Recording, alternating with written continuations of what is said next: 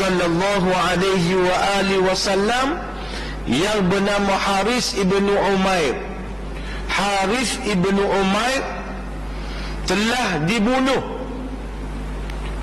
oleh Syurahbil ibnu Am al-Ghassani dalam perundangan ataupun dalam dunia Islam ataupun dalam negara, undang-undang negara, kita tidak boleh bunuh duta. Utusan ni gak duta lah. Kita tak boleh nak bunuh duta, kerana duta ni dijamin keamanan dia. Jadi duta yang dihantar oleh baginda sallallahu alaihi wa alihi wasallam ini telah dibunuh oleh salah seorang orang panggil pimpinan Rom, menyebabkan Nabi sallallahu alaihi wa alihi wasallam cukup marah. Cukup marah dengan apa yang berlaku, kerana undang-undang dunia tidak boleh untuk kita bunuh duta ataupun bunuh utusan, walaupun duta tersebut ataupun utusan tersebut tidak beragama Islam. Itu undang-undang dunia. Tetapi puak-puak ni dia tak cara. Dia tak cara. Dia bunuh juga, menyebabkan baginda sallallahu alaihi wa alihi wasallam ini marah. Dan kita kena ingat, perang Tabuk ini adalah perang yang terakhir.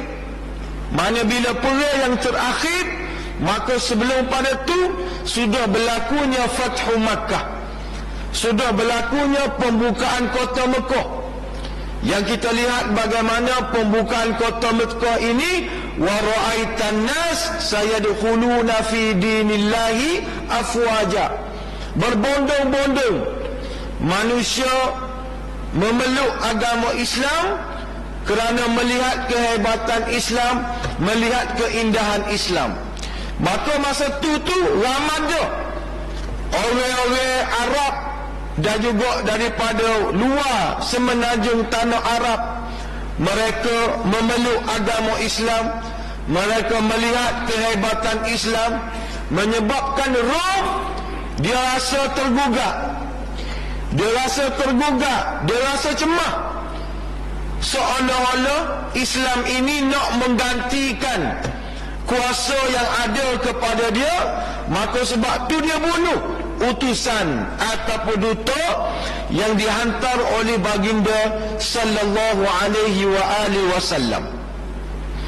Maka walaupun dia telah bunuh duta daripada orang panggil daripada Nabi, dia tidak cukup dengan bunuh duta saja, tetapi puak-puak Rom ini mereka berbincang dan mereka merancang untuk menyerang Madinah Al-Munawwarah dan menghancurkan Nabi dan juga para sahabat. Tak pandai kita bunuh duta, kita kena pergi serang kota Madinah, kita kena hancurkan Islam, kita kena hancurkan, bunuh Nabi Muhammad sallallahu alaihi wa alihi wasallam. Berita sampai kepada Nabi, berita sampai kepada Nabi, puak-puak Rom ni nak serang Madinah, nak bunuh Nabi, nak bunuh para sahabat baginda. Maka di sana kita lihat bagaimana Nabi mengalami kesukaran, Nabi mengalami kesulitan untuk mengerahkan para sahabat baginda untuk keluar berperang menghadapi Rom pada masa itu. Kenapa Nabi mari rasa risau, Nabi mari rasa kenaling? Kerana yang pertama, Tabuk ni jauh daripada Madinah Al-Munawwarah. Sebagaimana disebut tadi, lebih kurang 700 km. Ada riwayat kata 900 lebih, nak dekat-dekat dengan 700. Bayangkan 700 km. Masa tu tak ada kenderaan canggih, tak ada kapal terbang, tak ada kereta, hanya menaiki unta dan juga kuda. Capur pula. Masa perang Tabuk ni musim panas. Panas di tanah Arab ni.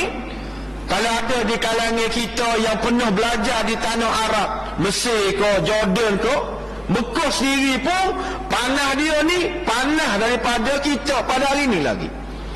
Kita Kelantan Sari Dua ni panas. Tapi nak berbanding dengan panasnya tanah Arab ni, cukup panas. Pertama jauh. Yang kedua musim panas. Yang ketiga buah-buah jadi pada musim tersebut, pada waktu tersebut. Buah durian ke, buah dokor ke, buah moktel ke jadi. Bila jadi, keberatan bagi sahabat-sahabat Nabi ni nak tinggal rumah mereka, nak tinggal kebun-kebun mereka, kerana buah-buah mereka ni sedang jadi molek. Buah jadinya, lepas tu campur dengan jauhnya, lepas tu pula campur pula dengan panahnya, maka Nabi rasa bimbang.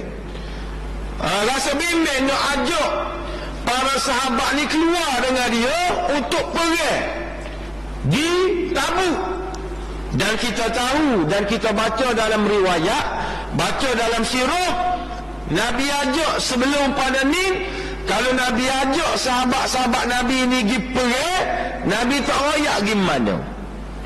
Nabi tak royak pergi mana.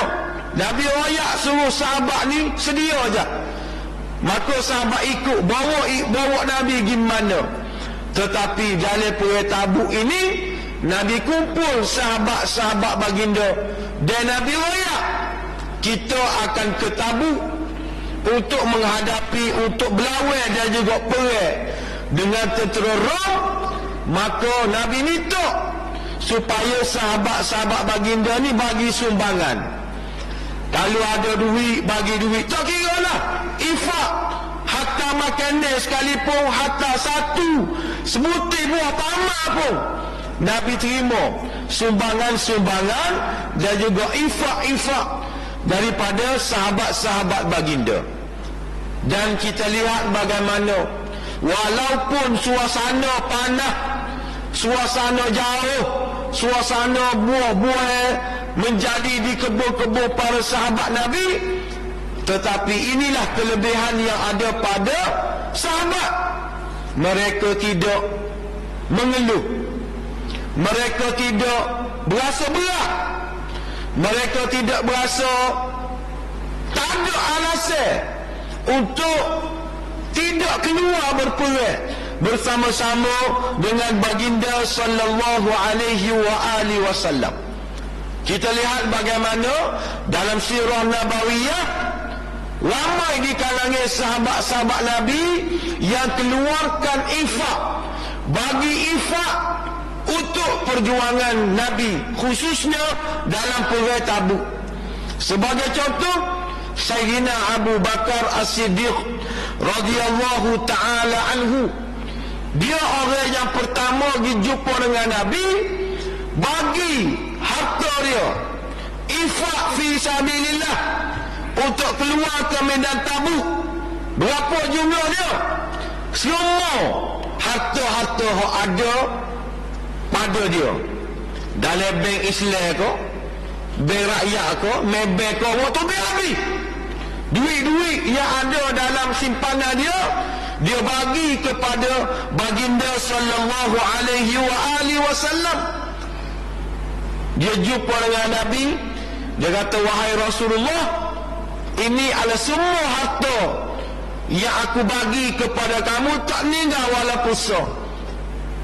Rasulullah tanya, kalau mu bagi semua kepada harta, kalau mu bagi semua harta-hartamu kepada aku, gapo mu tinggal kepada anak binimu?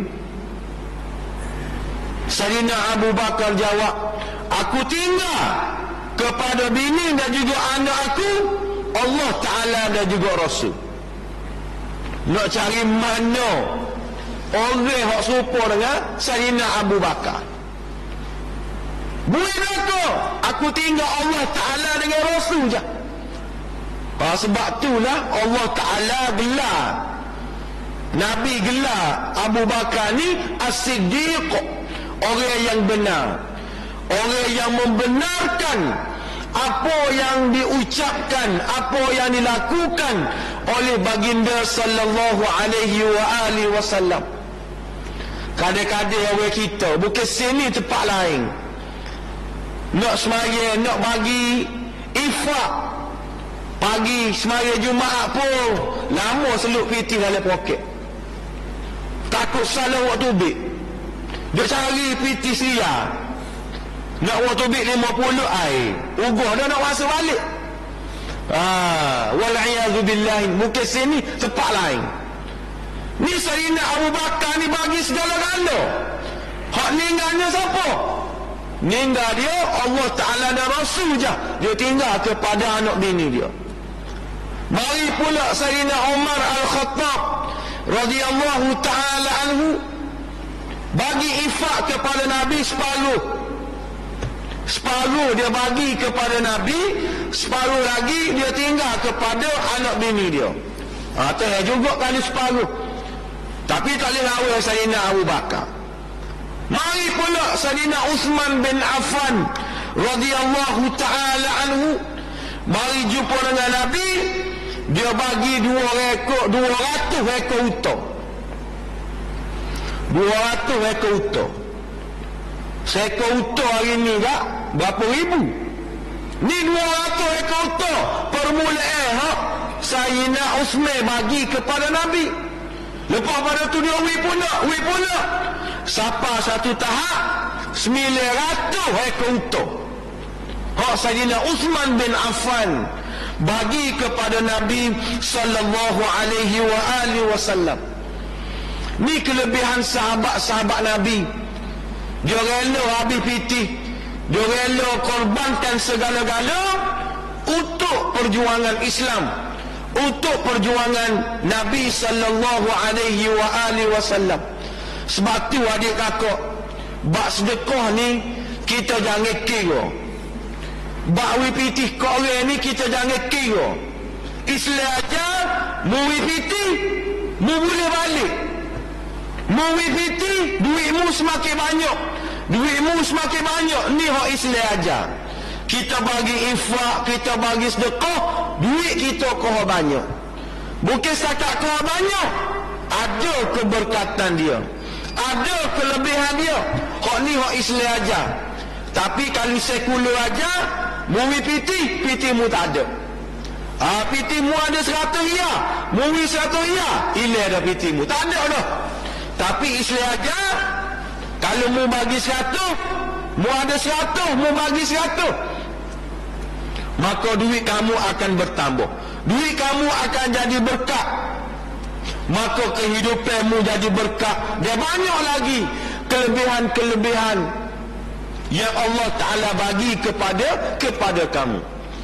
Nabi tengok infak yang diberikan oleh Sayyidina Uthman bin Affan radhiyallahu ta'ala anhu, sehingga mana keluar daripada mulut baginda sallallahu alaihi wasallam, ma dharra Uthman ma amila ba'da al-yawm ghafarallahu Uthman ma asrarta wa ma a'lanta. Tidak akan ditimpa kemudaratan kepada kamu wahai Uthman dengan apa yang kamu lakukan pada hari ini. Semudah-mudahan Allah Ta'ala ampunkan kamu apa yang dilakukan oleh kamu, sama ada terang ataupun sembunyi. Ghafarallah, Allah Ta'ala mengampunkan kamu. Ini doa khusus Allah Subhanahu wa ta'ala kepada Sayyidina Uthman bin Affan radhiyallahu ta'ala anhu. Walau bagaimanapun, bila sebut nama Sayyidina Uthman bin Affan, kita baca dalam sirah Nabawiyah bagaimana Uthman bin Affan radhiyallahu ta'ala anhu apabila dia menjadi khalifah yang ketiga Selepas Sayyidina Abu Bakar, Sayyidina Umar, Sayyidina Uthman jadi khalifah yang ketiga, beliau telah dibunuh. Beliau telah dibunuh oleh puak-puak Ibnu Saba, ataupun kita panggil Sabaiyun, puak-puak Ibnu Saba. Kenapa nama Ibnu Saba? Kerana diketuai oleh seorang Yahudi yang bernama Abdullah bin Saba, seorang Yahudi yang mengaku Islam. Nama dia Abdullah bin Saba, kita panggil Ibnu Saba. Ibnu Saba ni bisa tak bisa dia berjaya mempengaruhi orang-orang Islam yang ada di Mesir, yang ada di Basrah, yang ada di Kufah. Orang Islam percaya dengan fitnah-fitnah dan cerita-cerita yang direka-reka oleh Ibnu Saba. Hak percaya ni siapa? Orang-orang Islam. Hak duduk di Mesir, hak duduk di Kufah, hak duduk di Basrah. Orang Islam hak lagu mana? Disebut dalam sirah Nabawiyah, dia panggil Ar-Ri'a ataupun Ar-Ra'a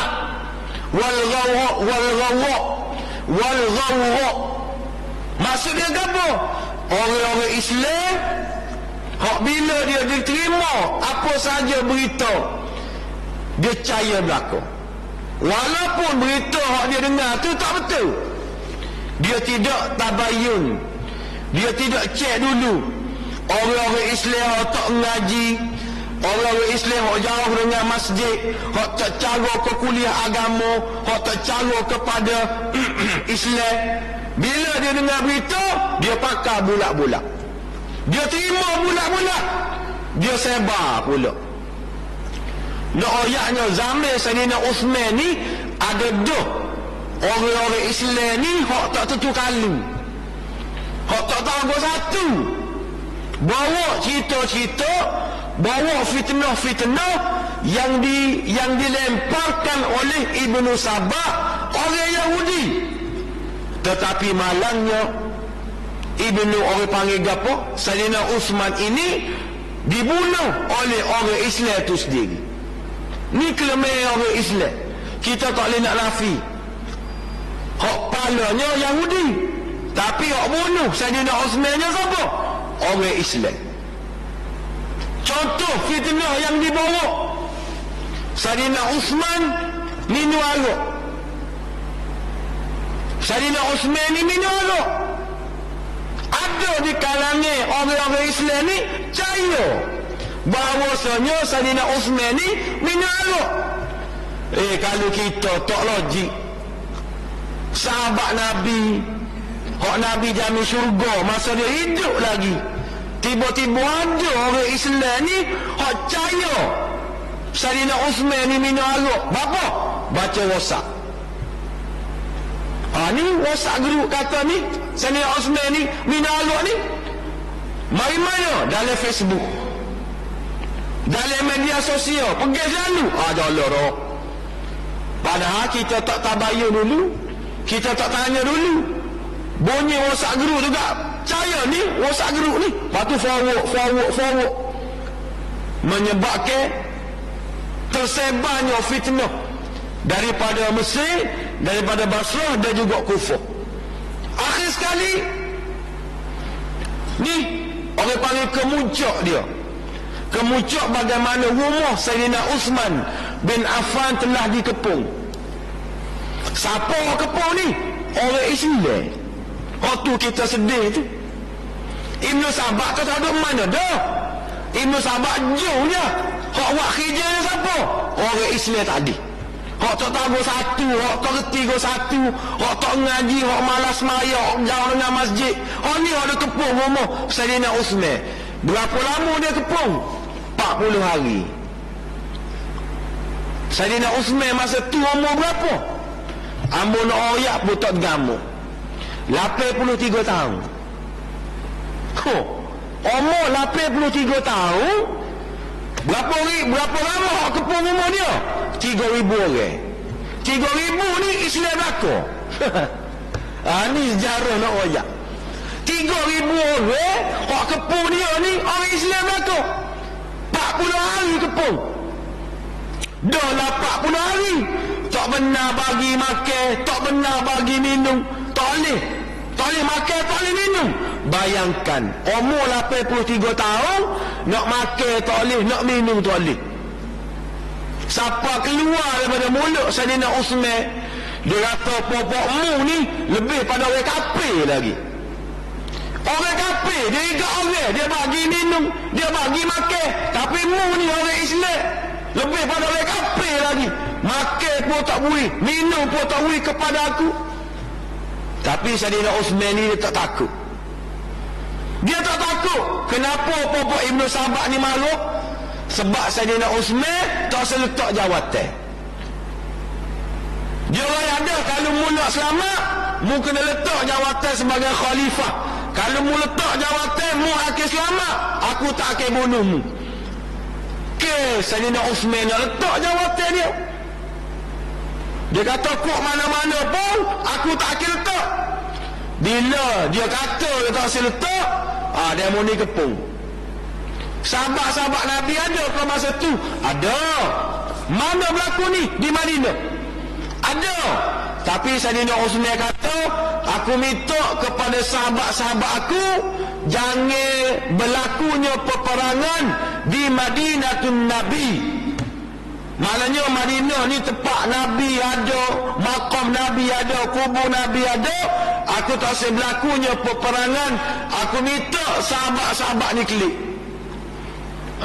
Sayyidina Uthman tak benar. Perang, tak usah. Sebab perang sama sendiri. Dia kurung 40 orang. Kurung 40 hari. Hak dalam rumah tu siapa ada? Sayyidina Uthman dengan zaujah dia, dengan isteri dia yang bernama Nailah, dan 2 orang gaji dia. Cukup 40 hari. Popok Ibnu Sabah ni masuk, 3 orang masuk. Masa tu hari Jumaat. Sayyidina Uthman duduk baca Quran, lepas tu pula duduk dalam keadaan puasa. Sayyidina Uthman dia tengah baca Quran, popok Ibnu Sabah dalam riwayat kata 3 orang ni masuk. Dia bunuh Sayyidina Uthman. Bunuh Sayyidina Uthman, dan mereka hampir-hampir untuk membogilkan isteri Sayyidina Uthman bin Affan radhiyallahu ta'ala anhu. Hampir-hampir.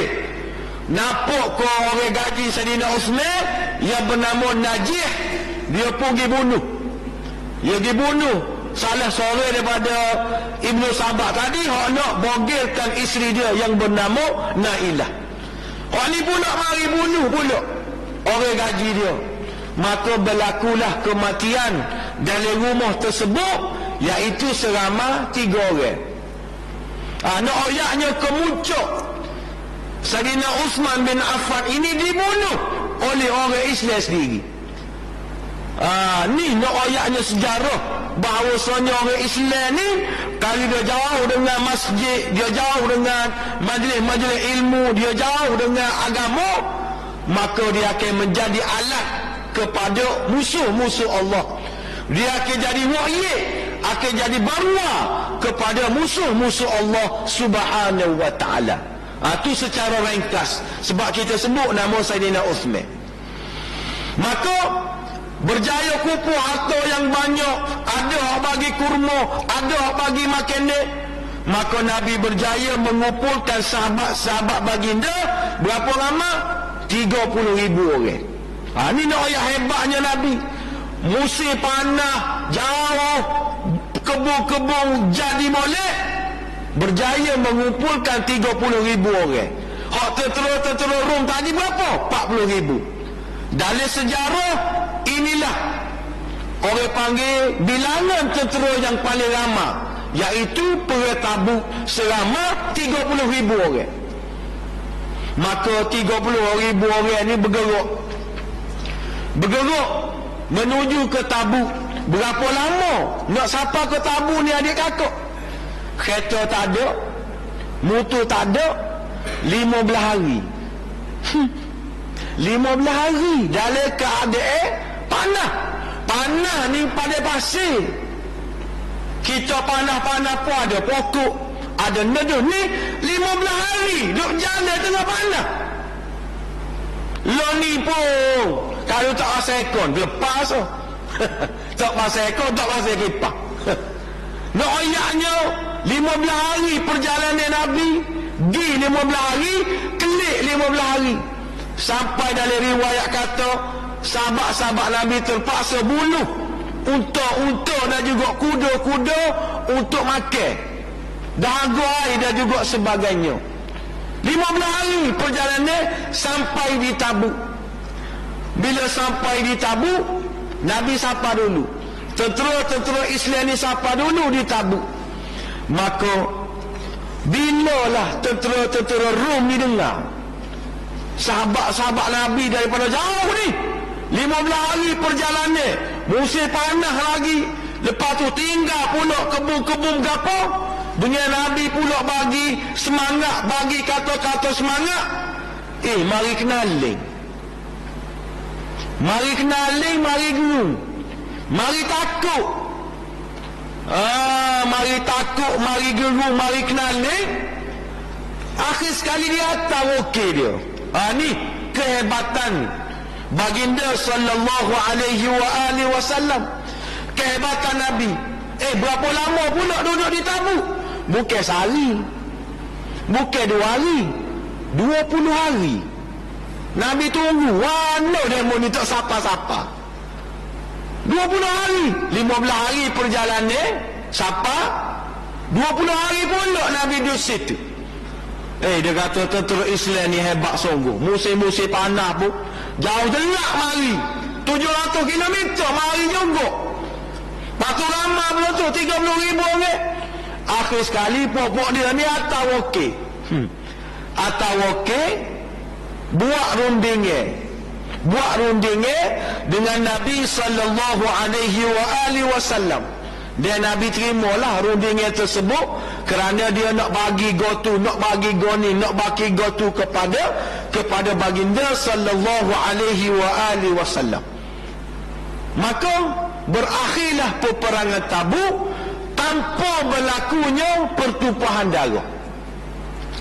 Sebab tu kalau kita baca dalam sirah Nabawiyah juga, banyak-banyak peperangan Nabi ni ada Nabi perang menang dengan mengangkat senjata. Ada peperangan hak Nabi menang tanpa Nabi angkat senjata. Termasuklah perang Tabuk. Nabi tak perang apa pun. Nabi tunggu 20 hari. Tentera Rom ngala. Hatta okey nak mesyuarat, bukan mesyuarat lah, buat rundingnya dengan Nabi sallallahu alaihi wa alihi wasallam kerana melihat kehebatan yang ada kepada Nabi dan juga para sahabat.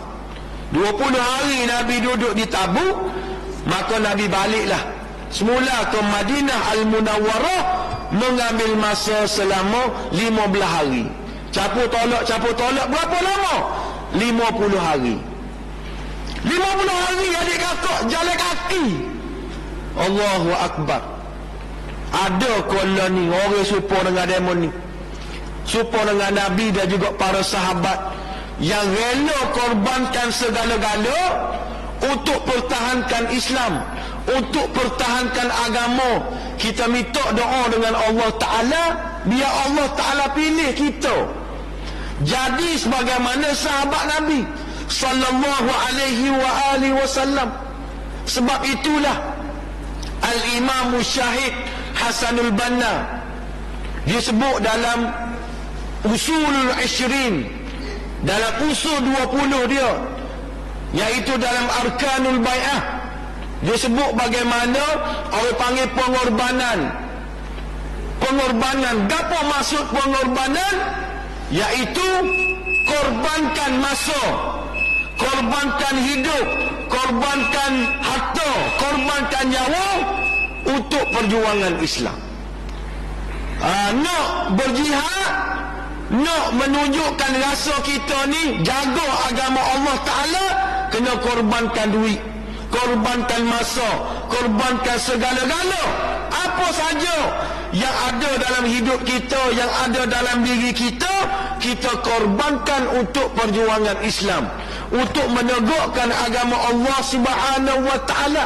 Mampu ke tak? Kita buat sebagaimana Sayyidina Abu Bakar bui segala-gala, tak ninggal walaupun sikit. Mampu ke kita jadi sebagaimana Sayyidina Uthman bin Affan bagi dunia 1000 ekor unta? Mampu ke kita jadi sebagaimana Sayyidina Umar separuh harta kita bagi kepada perjuangan Islam? Kalau kita bagi ke masjid pun seminggu sekali, sia, lambat lagilah kita. Nak jaga kita, nak infakkan diri kita untuk korbankan segala-galanya untuk perjuangan Islam. Sebab itulah adik kakak yang dirahmati Allah, peperangan Tabuk ini menyebabkan tentera-tentera Rom, kuasa besar Rom pada masa itu terpaksa mengalah kerana pengorbanan, kerana jihad yang ditunjukkan dengan begitu tidak dapat orang panggil tidak dapat dibayangkan betapa hebatnya para sahabat dan juga Nabi sallallahu alaihi wasallam. Mudah-mudahan dengan kita baca perang Tabuk ini, kita baca pengorbanan Nabi, pengorbanan sahabat-sahabat Nabi, kita mari rasa kita mari rasa nak sumbangkan duit kita, sumbangkan tenaga kita, sumbangkan diri kita untuk kita menegakkan agama Allah, untuk menegakkan perjuangan Islam.